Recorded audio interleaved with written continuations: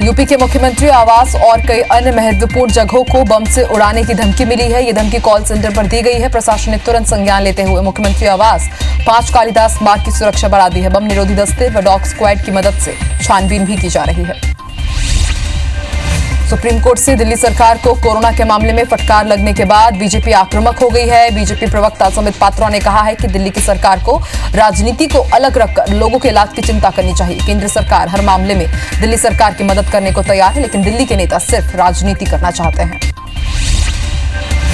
कांग्रेस नेता राहुल गांधी ने आज एक बार फिर कोरोना संकट और उसके असर को लेकर एक्सपर्ट से बात की। इस बार राहुल गांधी ने पूर्व अमेरिकी राजनयिक निकोलस बर्न्स से बात की और भारत अमेरिका के रिश्तों पर खुलकर चर्चा की। इस दौरान राहुल गांधी ने पूछा कि कोरोना की लड़ाई में ऐसा देखने को नहीं मिला है कि बड़े देश और साथ आए हों और लड़ाई का बीड़ा उठाया हो। राहुल गांधी ने पूछा कि क्या अमेरिका और भारत या फिर अन्य बड़े देश कोरोना वायरस की लड़ाई में साथ नहीं दिखे। इस पर अमेरिकी एक्सपर्ट ने कहा कि ये संकट पूरी तरह से G20 देशों का था। हर किसी को इस पर एक रणनीति के साथ काम करना चाहिए था। मुख्य तौर पर Donald Trump, Narendra Modi, Xi Jinping जैसे नेता को एक साथ आना चाहिए था।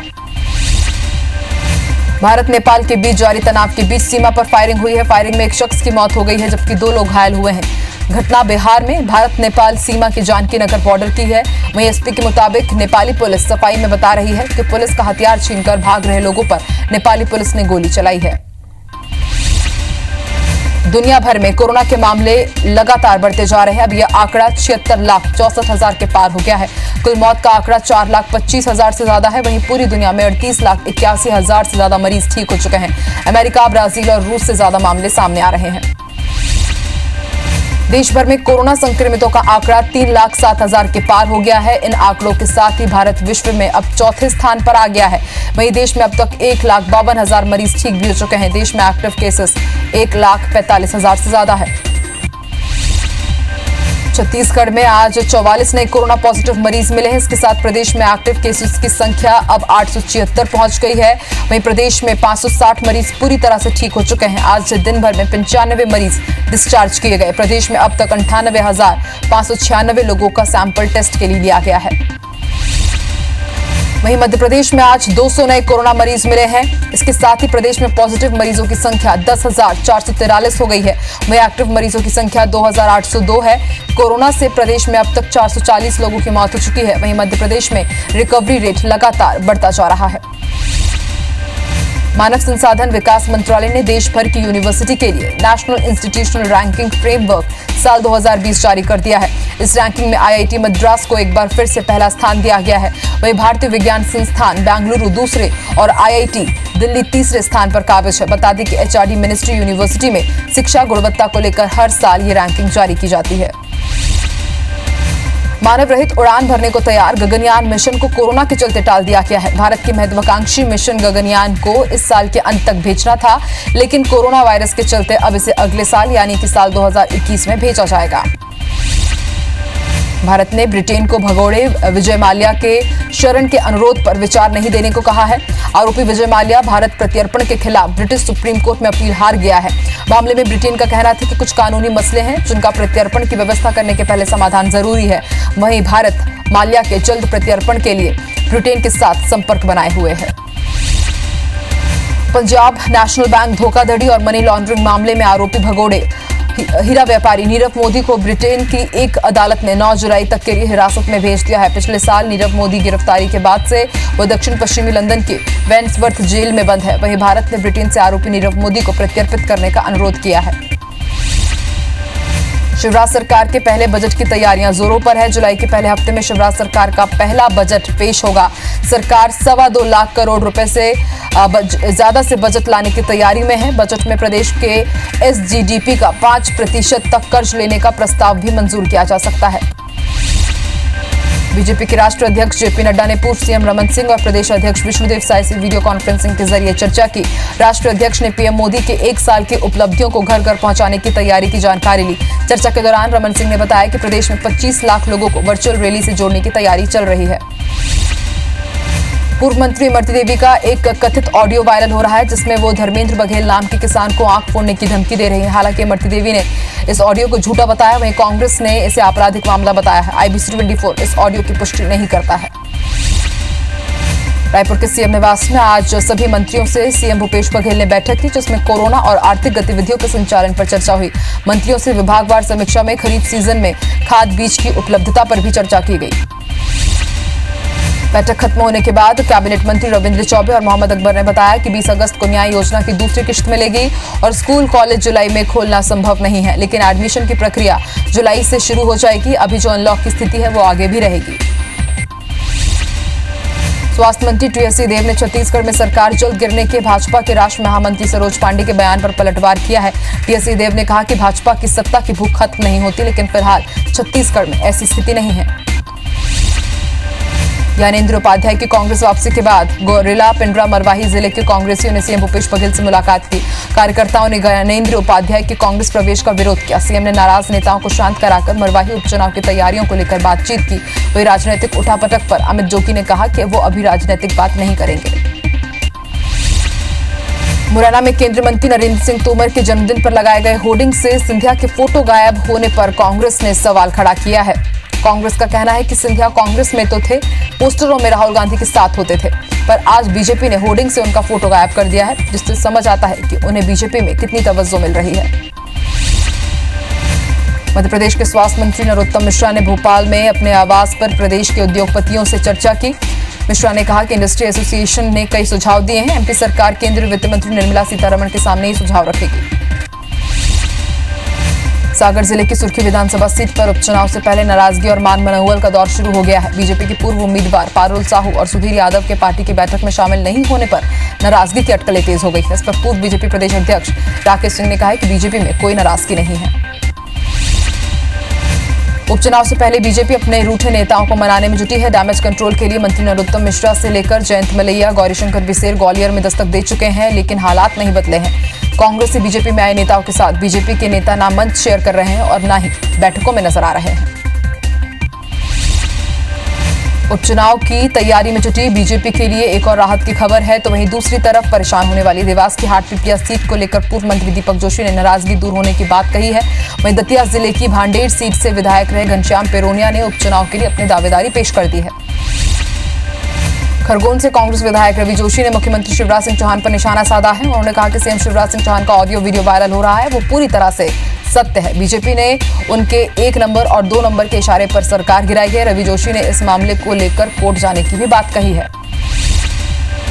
कांग्रेस छोड़कर बीजेपी में शामिल होने पर अशोकनगर के पूर्व विधायक जसपाल सिंह सिज्जी ने कहा है कि कुछ तो मजबूरियां रही होगी, यूं ही कोई बेवफा नहीं होता। उन्होंने बीजेपी में आत्मीयता के साथ सम्मान मिलने की बात कही। वहीं अनीता जैन के कथित ऑडियो पर उन्होंने आरोपों को गलत बताया।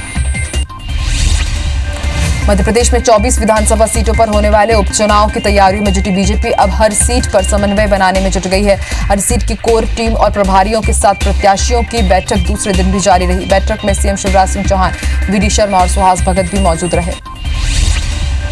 बाबरी मस्जिद विध्वंस मामले में शुक्रवार को बजरंग दल के पूर्व राष्ट्रीय अध्यक्ष और पूर्व मंत्री जयभान सिंह पवैया ने अपने बयान सीबीआई की विशेष अदालत में दर्ज कराए। इस दौरान कोर्ट में उनसे हजारों सवाल किए गए। बता दें कि अयोध्या के बाबरी मस्जिद विध्वंस मामले में लालकृष्ण आडवाणी, उमा भारती के अलावा जयभान सिंह पवैया भी आरोपी हैं। ग्रामीण दौरे पर निकले रतलाम झाबुआ सांसद गुमान सिंह डामोर ने आज खेत में हल चलाया। सांसद के साथ भाजपा जिला अध्यक्ष लक्ष्मण नायक ने भी हल चलाया। खेत में किसान को हल चलाते देख सांसद खुद को नहीं रोक पाए और हल चलाने लगे। इस दौरान सांसद डामोर ने कहा कि स्कूली जीवन की याद ताजा हो गई। मुरैना श्योपुर लोकसभा के सांसद और केंद्रीय मंत्री नरेंद्र सिंह तोमर की जन्मदिवस पर सभी जगहों पर बीजेपी कार्यकर्ताओं ने कार्यक्रमों का आयोजन किया। इस दौरान लोगों को सैनिटाइजर और मास्क भी बांटे गए। इस दौरान लगी भीड़ के कारण सोशल डिस्टेंसिंग के नियमों का जमकर उल्लंघन हुआ। ग्वालियर में बीजेपी की गुटबाजी थमने का नाम नहीं ले रही है। ताजा मामला केंद्रीय मंत्री नरेंद्र सिंह तोमर के जन्मदिन का है, जहां तोमर के समर्थकों ने उनका जन्मदिन बड़े ही धूमधाम से मनाया, लेकिन इस दौरान जमकर गुटबाजी भी देखी गई। मध्य प्रदेश में उपचुनाव से पहले चंबल एक्सप्रेसवे का भूमि पूजन पीएम नरेंद्र मोदी कर सकते हैं। ऐसा इसलिए क्योंकि चंबल की 16 विधानसभा सीटों पर उपचुनाव होना है, जिसे कांग्रेस चुनावी वोट बैंक का बूस्टअप मान रही है। तो वहीं बीजेपी कह रही है कि चुनाव आते हैं और जाते हैं, लेकिन ये काम केंद्र का है, जिससे उस उपचुनाव से जुड़कर देखना ठीक नहीं है। मध्य प्रदेश में 19 जून को होने वाले राज्यसभा चुनाव के लिए ड्यूटी में लगाए गए कर्मचारियों के साथ ही विधायकों को भी नो कोविड कॉन्टैक्ट डिक्लेरेशन देना होगा। अगर कोई कोविड कॉन्टैक्ट निकलता है तो उनकी पूरी जांच की जाएगी, फिर मतदान के लिए अलग से व्यवस्था की जाएगी। बिलासपुर सांसद अरुण साव ने मरवाही के फॉरेस्ट रेस्ट हाउस में गौरेला पिंडरा मरवाही जिले के बीजेपी कार्यकर्ताओं की बैठक ली और मरवाही उपचुनाव के मद्देनजर उन्हें रिचार्ज किया। बिलासपुर सांसद के इस दौरे को मरवाही उपचुनाव की तैयारियों के रूप में जोड़कर देखा जा रहा है।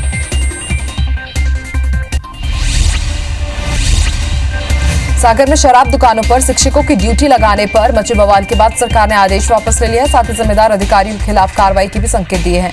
सरकार ने तय किया है कि अब शराब दुकानों पर वाणिज्य कर विभाग के कर्मचारियों के अलावा केवल पुलिस और होमगार्ड की ही ड्यूटी लगेगी। बिलासपुर के अरपा नदी किनारे रह रहे लोगों के मकान प्रशासन ने अरपा बैराज निर्माण के लिए तोड़ दिया। प्रशासन की ओर से लोगों को इमली भाटा और बेहतराई में शिफ्ट किया जाना था, लेकिन पहले से यहां रह रहे लोगों को बेघर कर दिया गया है। मामले में दायर जनहित याचिका को लेकर सुनवाई हुई। सुनवाई के बाद हाईकोर्ट ने अपना फैसला सुरक्षित रख लिया है। दवाओं और खाद्य पदार्थों में अमानक जिलेटिन का इस्तेमाल होने के खिलाफ दायर याचिका में अंतरिम आवेदन दायर किया गया है। जबलपुर हाईकोर्ट में अंतरिम आवेदन दायर करते हुए चीन से जिलेटिन आयात पर प्रतिबंध लगाने की मांग की गई। याचिकाकर्ता ने चीन से घटिया किस्म का जिलेटिन भारत आने के आंकड़े हाईकोर्ट में पेश किए हैं। अंबिकापुर मेडिकल कॉलेज में 3 साल से लंबित 166 पदों की स्टाफ नर्स की भर्ती प्रक्रिया में एक बार फिर से रोड़ा अटकता दिख रहा है। अब मेडिकल कॉलेज प्रबंधन स्टाफ नर्स की भर्ती के लिए वित्तीय विभाग से अनुमति का इंतजार कर रहा है, जबकि इस भर्ती प्रक्रिया के लिए परीक्षा आयोजित करने के साथ परिणाम भी घोषित कर दिए गए हैं। बिलासपुर संभाग में कोरोना टेस्टिंग लैब नहीं होने से जांच रिपोर्ट में देरी हो रही है, जिसके कारण सैंपल की पेंडेंसी तो बढ़ ही रही है, सैंपल रिजेक्ट भी हो रहे हैं। बिलासपुर जिले के ही 800 से ज्यादा सैंपल अब तक रिजेक्ट हो चुके हैं, वहीं हजारों सैंपल रिपोर्ट लंबित है। यही स्थिति संभाग के दूसरे जिलों की भी है। जानकी की कोविड हॉस्पिटल में ड्यूटी के लिए मना करने के मामले में डॉक्टर संतोष पटेल के खिलाफ पुलिस ने मामला दर्ज कर लिया है। मालखौरादा अस्पताल में तैनात डॉक्टर संतोष पटेल ने ड्यूटी ज्वाइन नहीं करने पर प्रशासन ने इसे गंभीरता से लिया है और इसके बाद डॉक्टर के खिलाफ आपदा प्रबंधन अधिनियम सहित दूसरी धारा के तहत अपराध पंजीबद्ध किया गया है।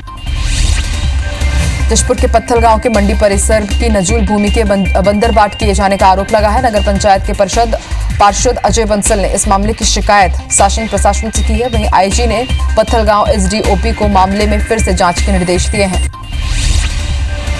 कटनी के भीतरीगढ़ के जंगलों में किसानों की जमीन पर वन विभाग का अमला कब्जा करने पहुंचा। इस दौरान वन अमला और ग्रामीणों के बीच जमकर विवाद हो गया। इस दौरान महिलाएं हाथों में हंसिया और डंडे लेकर वन विभाग के सामने खड़ी हो गई।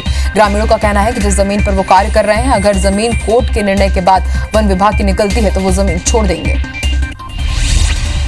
कोरबा कलेक्टर किरण कौशल आज कटघोरा विकासखंड के ग्राम पंचायत विजयपुर के गांव अमरपुर पहुंची और उन्होंने यहां बन रहे गौठान के कामों का आकस्मिक निरीक्षण किया। गौठान में उग आई झाड़ियों, लंबी घासों और निर्माण कार्य के बाद बची हुई गिट्टी, रेत आदि निर्माण सामग्री अव्यवस्थित ढंग से रखे होने पर रोजगार सहायक के प्रति उन्होंने नाराजगी भी व्यक्त की। मुरैना जिले में कांग्रेस के पूर्व मंत्री लाखन सिंह के दौरे पर उपचुनाव के लिए दावेदारी करते दौरान एक रोचक वाकया नजर आया। यहां मीटिंग के दौरान दावेदारी कर रहे कार्यकर्ताओं की भीड़ दिखाने की जगह अपने हथियारों की प्रदर्शनी करने लगे। मामले पर कांग्रेस जहां अपनी सफाई दे रहा है, वहीं बीजेपी नेता इसे कांग्रेस का चरित्र बताकर अपने आप को पाक साफ बता रहे हैं। उज्जैन शहर एवं ग्रामीण जिला कांग्रेस अध्यक्ष ने कंठाल चौराहा पर सीएम शिवराज सिंह चौहान का पुतला फूंका। कांग्रेसी कार्यकर्ता शहर कांग्रेस कार्यालय से रैली के रूप में कंठाल चौराहे तक पहुंचे। यहां शिवराज सिंह चौहान और प्रदेश सरकार के खिलाफ नारेबाजी की गई। 100 से अधिक कांग्रेसी कार्यकर्ताओं ने चौराहे पर सीएम शिवराज सिंह चौहान का पुतला भी फूंका। कोरिया जिले के मनेंद्रगढ़ में सामुदायिक स्वास्थ्य केंद्र को मल्टी सुपर स्पेशलिटी अस्पताल बनाने की कवायद तेज हो गई है। इसके लिए आज विधायक विनय जायसवाल ने कलेक्टर के साथ अस्पताल का निरीक्षण किया। मनेंद्रगढ़ में सर्व सुविधायुक्त अस्पताल की मांग लंबे समय से चल रही थी, जिसे कांग्रेस ने अपने घोषणा पत्र में भी शामिल किया था। इंदौर के मालवा मिल क्षेत्र में देशी शराब की दुकान पर सैकड़ों की संख्या में लोग पहुंच गए। किसी भी ग्राहक ने इस दौरान ना तो मास्क लगाया था, ना ही सोशल डिस्टेंसिंग का पालन किया, जबकि ये शराब दुकान रेड जोन में आता है। देश भर के शैक्षणिक संस्थानों की रैंकिंग में मध्य प्रदेश फिसड्डी साबित हुआ है। मध्य प्रदेश की कोई भी यूनिवर्सिटी टॉप 150 यूनिवर्सिटी की लिस्ट में जगह नहीं बना पाई। वहीं देश के टॉप 200 कॉलेजों की लिस्ट से भी मध्य प्रदेश का नाम नदारद है। वहीं जबलपुर के ट्रिपल ITDM को 81वें नंबर पर जगह मिला है। मध्य प्रदेश में पेट्रोल और डीजल 1-1 रुपए महंगा हो गया। सरकार ने पेट्रोल और डीजल के वर्तमान अतिरिक्त कर में 1-1 रुपए की बढ़ोतरी की है। अब पेट्रोल पर 4.5 रुपए और डीजल पर 3 रुपए प्रति लीटर अतिरिक्त कर लगेगा। नए रेट 13 जून से लागू हो जाएंगे। महासमुंद से कांग्रेस विधायक विनोद चंद्राकर के नाम से फर्जी तरीके से पैसा मांगने का मामला सामने आया। विधायक ने मामले की शिकायत पुलिस से की है। शिकायत में बताया गया कि एक व्यक्ति विधायक विनोद चंद्राकर बनकर लोगों से मोबाइल पर पैसा मांग रहा है और ये भी कह रहा है कि पहले आप पैसा ट्रांसफर कर दीजिए, फिर घर में आकर पैसे ले जाना। ग्वालियर के मौदाई में किन्नरों के बीच इलाके को लेकर विवाद हो गया। विवाद इतना बड़ा कि दोनों पक्षों में मारपीट हो गई। इस दौरान दोनों ही पक्षों ने हवाई फायर कर इलाके में दहशत फैला दी। फायरिंग की सूचना मिलते ही मौके पर पहुंची पुलिस टीम ने दोनों गुटों के खिलाफ मामला दर्ज कर लिया है। पन्ना जिले के पहाड़ी खेरा में पानी भरने को लेकर हुए विवाद में एक युवक की गोली मारकर हत्या कर दी गई। मर्डर से इलाके में सनसनी फैल गई। मामले की सूचना पर एसपी मौके पर पहुंचे और आरोपी को हिरासत में लिया। मामले में 3 के खिलाफ हत्या का प्रकरण दर्ज कर लिया गया है। गरियाबंद पुलिस ने दोहरे हत्याकांड का खुलासा किया। प्रेमी को पीट कर हत्या करने वाले आरोपियों ने ही प्रेमिका की भी हत्या की थी। लड़की के घर वालों ने ही उसे जहर देकर मारा था। इस मामले में पुलिस ने 3 आरोपियों को गिरफ्तार कर लिया। एसपी भोजराज पटेल ने आरोपियों तक पहुंचने वाली टीम को 10,000 रुपए बतौर इनाम देने की घोषणा की है। जांजगीर चांपा के नवागढ़ में साड़ी का झूला बनाकर झूलते समय बच्ची का गला साड़ी में फंस गया। घटना के बाद परिजनों ने बच्ची को तुरंत अस्पताल पहुंचाया, जहां डॉक्टरों ने बच्ची को मृत घोषित कर दिया। वहीं घटना की सूचना पर पुलिस ने मामला दर्ज कर लिया है, जांच शुरू कर दी है। जांजगीर चांपा की मुलमुला पुलिस ने 2 ट्रक में अवैध रूप से गुटखा और तंबाकू परिवहन मामले में 3 लोगों को गिरफ्तार किया है। पुलिस ने बताया कि हफ्ते भर पहले गुटखा और तंबाकू से भरे 2 ट्रक को जब्त किया गया था। मामले में 5 आरोपियों के खिलाफ मामला दर्ज किया गया था। मामले में पुलिस ने 3 आरोपियों की गिरफ्तारी भी की है। धमतरी के आधारी नवा गांव में 28 अप्रैल को एक अविकसित भ्रूण मिलने के मामले में पुलिस ने एक आरोपी को गिरफ्तार कर जेल भेज दिया है। जानकारी के मुताबिक गांव की एक नाबालिग से रेप की 3 घटनाओं को अंजाम देने वाले आरोपी जीवनधन ध्रुव ही मामले का आरोपी है। नाबालिग ने इसकी शिकायत थाने में भी की थी। धमतरी सिटी कोतवाली पुलिस ने फेसबुक में अश्लील वीडियो एवं मैसेज भेजने वाले आरोपी को गिरफ्तार किया। महिला की शिकायत पर कोतवाली पुलिस मामले की जांच कर रही थी। जांच के बाद पुलिस की टीम ने आरोपी राकेश सोनी को कोरबा से गिरफ्तार भी किया। गोबरा नावापारा राज्य मुख्य मार्ग में लकड़ी से भरा ट्रक सड़क किनारे गड्ढे में जाकर फंस गया। बताया जा रहा है कि कार को बचाने के चक्कर में ट्रक सड़क से नीचे उतर गया और गड्ढे में जाकर फंस गया। घटना के बाद मुख्य मार्ग पर लोगों की भीड़ लग गई। सीजीपीएससी ने राज्य सेवा की प्रारंभिक परीक्षा का रिजल्ट जारी कर दिया। हालांकि उपयुक्त अभ्यर्थियों के नहीं मिलने की वजह से तय संख्या के अनुरूप चयन नहीं किया जा सका है। प्रारंभिक परीक्षा में कुल 3,617 परीक्षार्थियों का ही चयन किया गया है। 18 अलग अलग पद के लिए कुल 242 सीट पर आवेदन मांगे गए थे। इंदौर में पूर्व विधायक सुदर्शन गुप्ता के जन्मदिवस के मौके पर राशन वितरण का कार्यक्रम आयोजित किया गया। इस दौरान सोशल डिस्टेंसिंग के साथ लोगों को राशन का वितरण किया गया, लेकिन नेताजी के जाते ही यहां भगदड़ मच गई। वहीं बेकाबू भीड़ राशन को लूटने में लगी। इसका एक वीडियो तेजी से वायरल हो रहा है। मंडला जिले का प्रसिद्ध राष्ट्रीय उद्यान कान्हा 15 जून से पर्यटकों के लिए खोलने वाला है। पर्यटक कान्हा पार्क के सौंदर्य और वन्य प्राणियों का दीदार कर सकेंगे। कोविड-19 के चलते पार्क बीते 3 महीने से बंद था। पार्क बंद होने की वजह से पर्यटक वन्य जीवों का दीदार नहीं कर पा रहे थे। वहीं पार्क से जुड़े लोगों के बीच रोजगार का संकट भी आ गया था। लॉकडाउन के कारण शादियों का पूरा मुहूर्त ही बिगड़ गया है। लॉकडाउन होने की वजह से मार्च में शादियां नहीं हो सकी। अब अनलॉक हुआ है तो गठबंधन के मुहूर्त ही नहीं बचे हैं। अगले 10 महीने में गठबंधन के सिर्फ 12 दिन ही विवाह मुहूर्त हैं। मुहूर्त नहीं होने से अब इस साल चुनिंदा शादियां ही हो पाएंगी।